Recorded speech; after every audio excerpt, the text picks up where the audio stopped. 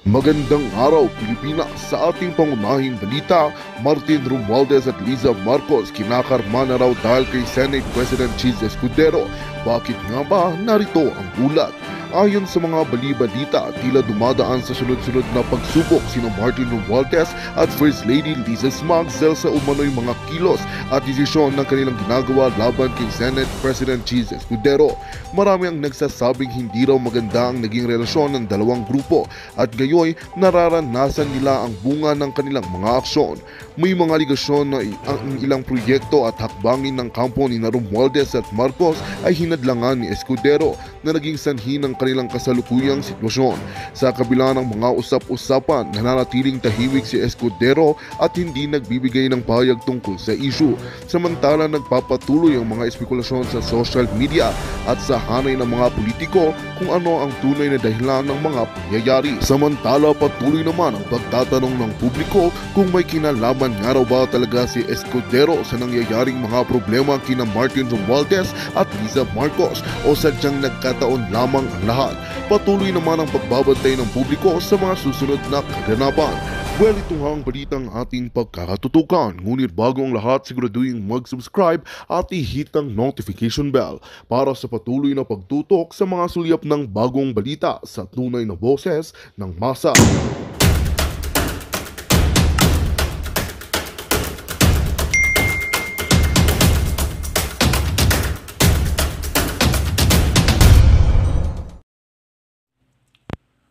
Magandang araw mga kaibigan. Ang ating pong kasabihan, kung ano ang iyong itinanim, yun din ang iyong aanihin. So yan po ang law of karma. Magtanim ng mabuti, aani ka ng mabuti. Magtanim ka ng hindi maganda, aani ka rin ng hindi maganda. So ito ngayon, sa political development sa bansa, lumalabas na itong si Speaker Martin Romualdez kasama na ang Pangulong Marcos at ang First Lady na nag-aambisyon na they will stay in power forever hanggang 2034. Nabanggit yan ni PRRD, yung unang maisog rally sa Davao, na binanggit niya si First Lady Araneta Marcos at kasama na si Romualdez na gusto nilang magkaroon ng charter change para tuloy-tuloy ang pamumuno nila. Ito ngayon, itong nangyari na rigodon sa Senate, yung pwersahang tinanggal si dating Senate President Zubiri, tinanggal ng makapangyarihang tao, hindi naman pangalanan ni Senate President Zubiri. Kailang alam na ng lahat. Alam na ng lahat kung sino yung utak sa pagpasibak kay ex-Senate President Zubiri, at ang inupo ay si Senator Escudero. So yung inupo nila, ito na yung sinasabi kong karma. Kasi yung inupo nila, si Senator Escudero, ay number one na anti-chacha na senador. O ano ngayon ang kinabukasan ng chacha? The Philippine Senate's push for charter change may face rough sailing with Francis Escudero at the helm. That statement coming from Senator Nancy Binay. She warns Escudero has always been clear about his critical stance on amending the Constitution. Escudero said on Tuesday all hearings regarding charter change are suspended as he wants the upper chamber to decide on the matter as a group. Usapin ng Chacha, mukhang malabo na siya kasi si SP Cheese, nung hindi pa siya SP, siya yung bulong ng bulong dun sa mga kasamahan namin na hindi okay yan. In fact, di ba parang vocal din naman si SP Cheese na ayaw niya itong Chacha. So, okay. Klaro na, no? Ang utos ng bagong Senate President Escudero na inupo yung makapangyarihang tao na nagpatanggal kay Zubiri is all charter change hearings are now suspended. Wala na. Suspended. Bakit daw? Pag-uusapan nila as a group. So, anong ibig sabihin nyo as a group? O sila lang lahat ba? O yung majority? Ang majority is 15. Yung grupo ni Escudero. Ito grupo naman ni Zubiri, 7 sila. Tinawag nila na Magic 7. Plus 2 yung minority, so 9. Lahat itong nasa kabilang side. So, sino yung mag-uusap? Pag-usapan nila yung remember, kailangan ng ilang boto para pumasa ang Chacha. Kailangan ng 18 votes. Kung may 18 senators na boboto sa Chacha sa Senado, pasado na. Short of 18, patay. So, ang Senate President, anti-Chacha. Sinabi niya na yan nung press conference niya after na umupo siya at Senate President. Walang nagbabago sa aking posisyon. Ano yung posisyon niya? Anti-Chacha. Sabi ni Senator Binay na noon pa daw, nung hindi pa siya Senate President, palaging bumubulong sa mga kapwa niya senador na masama yan, hindi maganda yung Chacha na yan. Kung sino pa yung ayaw na ayaw sa Chacha, siya pa ang inupo. Ano sa tingin nyo, bakit yung anti-Chacha senator ang inupo na Senate President? Bakit hindi si Jinggoy Estrada? Kasi ang alam ko, itong si Jinggoy ang gustong-gusto maging Senate President. Anong buwan ba yun? Mga February ata yung unang pumutok ang balita na tatanggalin na si Zubiri as Senate President at ang ipapalit si Jinggoy. Yan lang hindi natuloy. Bakit? Nakulangan sila ng boto. Okay, so wala. Naunsyami yung kay Jinggoy na pag Senate President. So itong bagong kudita nung Lunes, hindi si Jinggoy Escudero ang umupo. Ginawa lang si Jinggoy na Senate pro tempore. Okay, yung nababasa kong comments, and I agree sa mga comments, alam mo naman na iupo nila ang isang convicted senator na Senate President, di ba? Ang pangit. Ang pangit. So, ano lang siya, second in command lang. Pro tempore lang. At sa aking nakikita rin, baka kung ipilit nila na si Jinggoy ang upo, hindi sila makakagather ng at least 13 senators. Dahil hindi katanggap-tanggap si Jinggoy sa iba. Naghanap sila ng iba nakatanggap. Okay. Itong si Senator Amy Villar, yung PDP, I believe, na nakikita ko kung si Jinggoy ang iupo, ayaw nila. Ayan, sino yung PDP? Padilla, Bongo, Tolentino, ayaw. Kung si Jinggoy. Isama na natin si Villar at kasi parang lumalabas. Walang kwan si Jinggoy. So maghanap sila ngayon ng isang senador na katanggap-tanggap ng karamihan para ma-unseat nila si Zubiri. Dahil si Zubiri, sabi niya, not following orders. Hindi siya nagpatuta, hindi siya nagpahawak ng leeg sa makapangyarihang tao na nagpasibak sa kanya. Alam nyo na. Alam nyo na ang nagpasibak. Kaya para lang masibak nila si Zubiri na hindi sumusunod sa utos, yun, ang naging katanggap-tanggap si Escudero. O kaya umupo si Escudero. Ngayon, pag-upo niya, anti-Chacha. So, tingnan natin kung Ano sa tingin nyo? Magbabago ba ang stand ni Escudero sa Chacha ngayong Senate President na siya? Sabi niya, wala daw.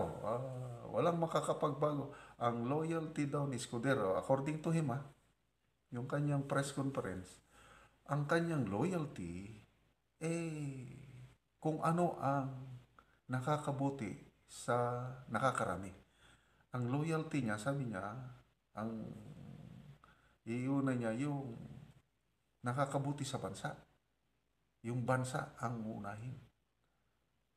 So kung totoo yung sinasabi ni Escudero, hindi siya nambobola, patay na talaga ang Chacha kasi 88% sa mga respondents sa Pulse Asia Survey nagsasabi na ayaw sa Chacha.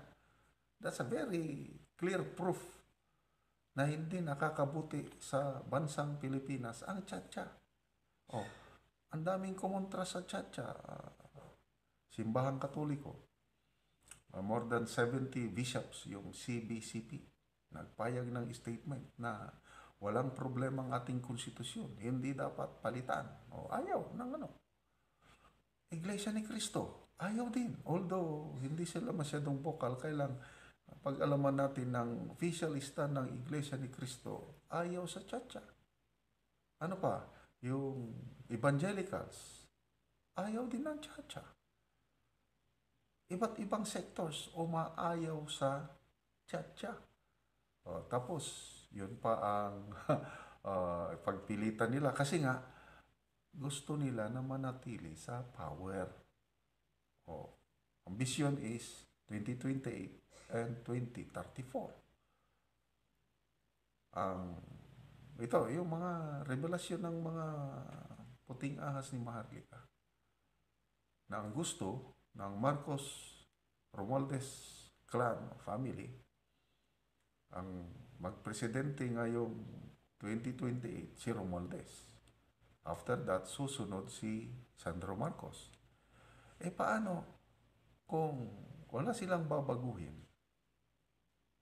Status ko lang, magkakaroon ng presidential election ngayong 2028. Talagang walang kapag-asa si Martin Romualdez na maging presidente kasi kikita naman sa lahat ng presidential surveys, hindi man lang siya makakuha ng 1%. Tinatalo pa siya ni Senator Risa Ontiveros at ni Manny Pacquiao.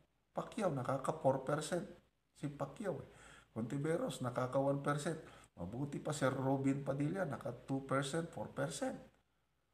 Bakit? Hindi man lang maka 1% itong si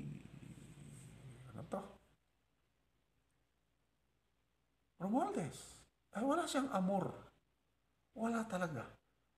Kaya the only way na ang kanilang political ambition is matupad is through charter change. At ngayon, yung ginawa nila na pagpasiba kay Senate President Zubiri at inilagay ang isang anti-Chacha senator as Senate President. Chacha is dead. Yan ang sabi ni Senator Binay. Nauna na si Senator Zubiri na Chacha is dead. Okay, granting na magbago ang isip ni Escudero, bumaliktad siya. At maging pro-Chacha, wala pa rin kasi nandyan pa rin si Senator Aimee na anti-Chacha, nandyan si Senator Villar anti-Chacha. I believe hindi yan magbabago. Nandyan si Pimentel anti-Chacha, nandyan si Hontiveros, 4 na yan. Kailangan ng 7. Sino yung 3 pa? Zubiri. Alangan naman na natanggal siya dahil sa Chacha Zubiri. Villanueva. Bato. Sabi na rin si Bato. Yung mga kakampi ni PRRD. So, wala pa rin. Wala na. Kaya ito, karma.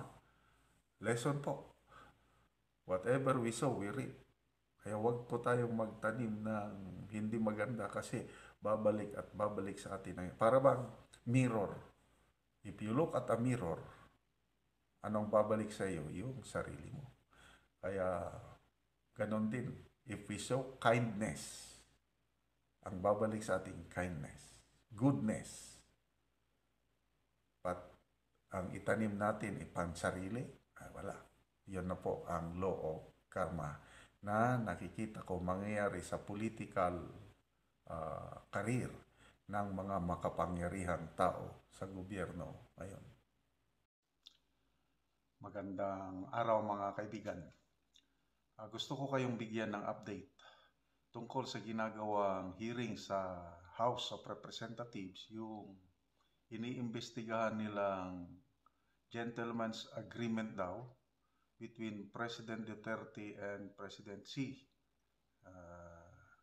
na sinasabi ng Pangulong Marcos na he was horrified.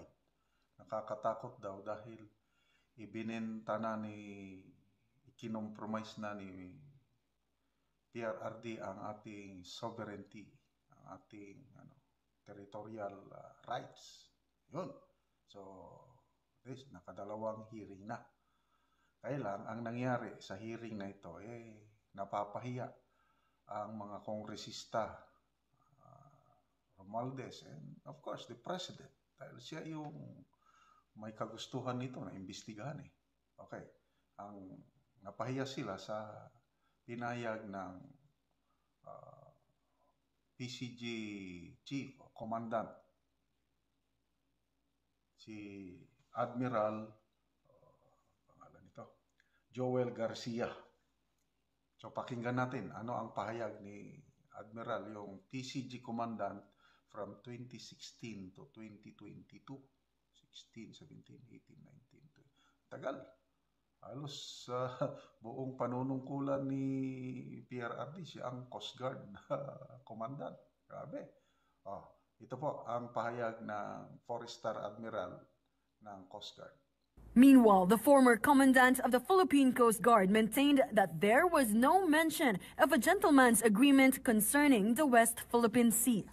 During my time, from 2016 to 2022, we have not heard of any gentleman's agreement between the two presidents.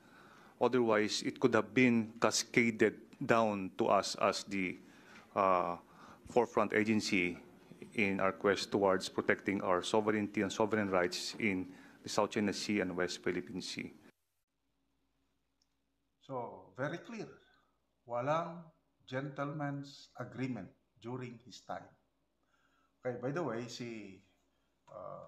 akala ko itong si Admiral Joel Garcia is PMA graduate. Kasi karamihan yan yung hepe ng Coast Guard, Navy, Army, Air Force, hanggang AFP Chief, mga PMA graduates. Ito pala is graduate siya ng Philippine Merchant Marine Academy, PMMA. Wow! Taga Bago City at grabe ito, matalinong admiral ito. May dalawa siyang master's degree.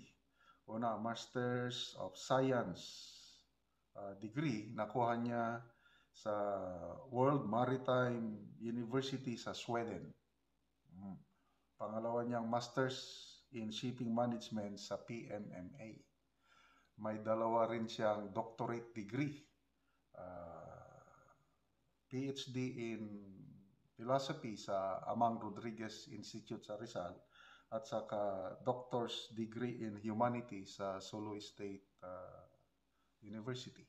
So yan po, si Admiral Joel Garcia, ang tagal niyang nag-serve as PCG Commandant, panahon ni PRRD, sila yung nasa front line palagi, sila yung come in contact palagi sa mga Chinese Coast Guard. So very credible para sa akin itong sabi niya na walang gentleman's agreement. Kasi kung meron, na-cascade na sa amin at cascade din namin sa aming mga units, Coast Guard units. Wala. So ano pang hahanapin nitong mga kongresista, itong admin na ito na pinapalabas nila na may gentleman's agreement?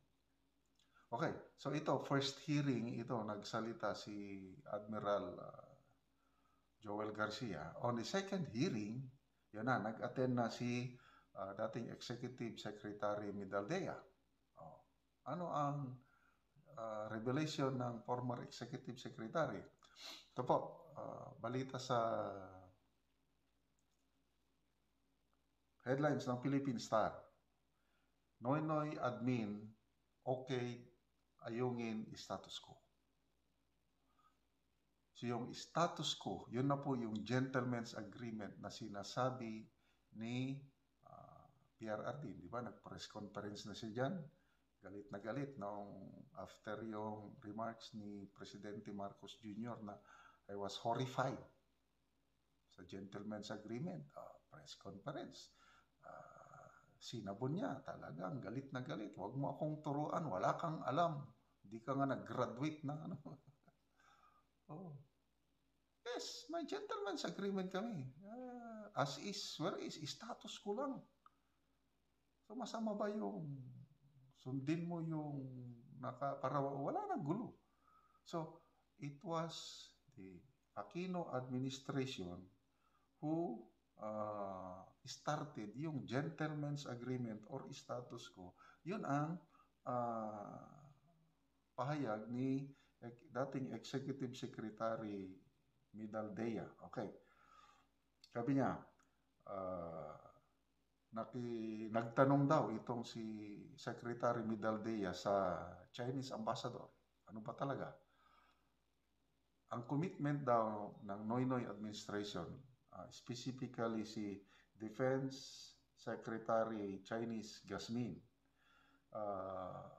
ang usapan, ang agreement noon is limit resupply missions to the delivery of food, water, and other provisions to the troops stationed at Sierra Madre, and delivery of construction materials was explicitly not allowed. Ulitin ko, panahon pa ng Aquino administration,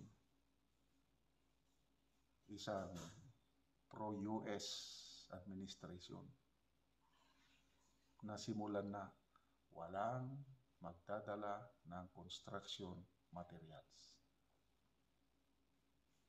So pag upo ni PRRD, para hindi magkagulo, para tahimik lang, hindi natin kayang makipaggera sa China eh. So, sabi nga, status ko lang.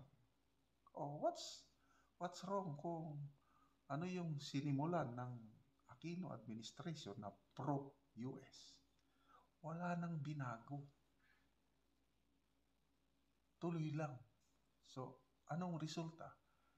Dahil sa status quo, sinunod ang status quo, walang masyadong tensyon. So, ngayon, grabe ng tensyon. Bakit? Matapang ang presidente. Matapang ang mga kongresista. Matapang dahil nandyan yung US. Kaya, malala ko yung press conference ni PRRD. Ano sabi niya? Come on, i-repair ninyo ang Sierra Madre. Ako, hindi ko na-repair. Dahil ayokong magkagulo. Hindi natin kaya na makipaggera. Natakot ako. Sabi niya, inamin niya, natakot kami sa China. Gusto mong i-repair? Sige. Dalhin mo pa ang US Navy. Dalhin mo pa ang, Japanese Navy, Australian Navy, lahat yung mga navies na, nakikipag-joint exercise sa Pilipinas. Dalhin nyo. Sige, i-repair nyo. Tignan nyo. Tignan natin anong mangyari. I don't know, ano nang nangyayari sa, So, yun po. Ano pa ang gustong palabasin ng administration nito? Ang nakikita ko, parang gusto nilang, hindi pa, kaya gusto lang nilang sirain ang mga Duterte. Or hindi kaya mayroong foreign power na nagdidictate sa administrasyong ito para imbestigan niya yan, para i-demonize si Duterte, para, alam mo na, malapit ng election. So ano sa tingin niyo, mga kaibigan, ginagamit ba itong gentleman's agreement para masira ang Duterte para pagdating ng election 2025, pabor sila? Hindi ba kaya ito in aid of election din? Tanong lang. Lalo na ngayon, lumabas. Meron din silang new model. Na yung new model na yun, pattern doon sa sinimulan ng Noynoy Aquino administration. Ganun din. Anong kaibahan ng Noynoy administration? Nakipag-usap General Gasmin, Secretary Gasmin, limit lang food provisions para tropa, walang materyales. Ano yung new model? Di ba ganun din? Parehas lang. So, ang isang matino na opisyal, si Vice Admiral Carlos, hindi ako naman maniwala na yung pakikipag-usap niya sa Chinese official na walang basbas nang nakakataas sa kanya. Kasi napaka-sensitive ang issue sa West Philippine Sea. Kailangan naman na yung 3-star general na onis makipagsundo ng new model na walang basbas sa taas. Hindi ako maniwala doon. Kaya ginawang scapegoat itong naging kawawa itong si Vice Admiral. Ginagawa lang niya yung kaya tuloy ang kanyang mga classmates support sa kanya, nagpahayag ng statement of support na they vouch for the integrity, character, professionalism, excellent service ng Vice Admiral Carlos na ito kasi lumalabas siya ang may kasalanan sa new model. Parehas lang. So ano nga yun? Sige.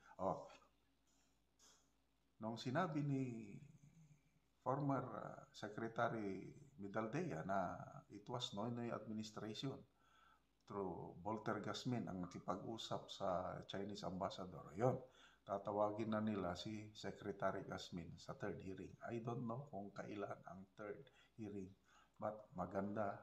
I believe magsasalita si General Gasmin, kilala ko ito. Hindi ito matitinag, may prinsipyo ito. Fighter, yan si General Gasmin. Maalala ko pa si Sasa Sutrugando sa isang interview sa kanya ng sino bang nag-interview? Si Ka Eric at si Dr. Badoy. Sinabi niya yan na naipublish sa Inquirer noong 2013 yung pag-uusap ni General Gasmin at ang Chinese ambassador at yun nga ang usapan. So klaro, ang gentleman's agreement, nagsimula Noynoy administration, hindi si PRRD nagsimula, tinutuloy lang niya. Anong masama doon na nagresulta sa kapayapaan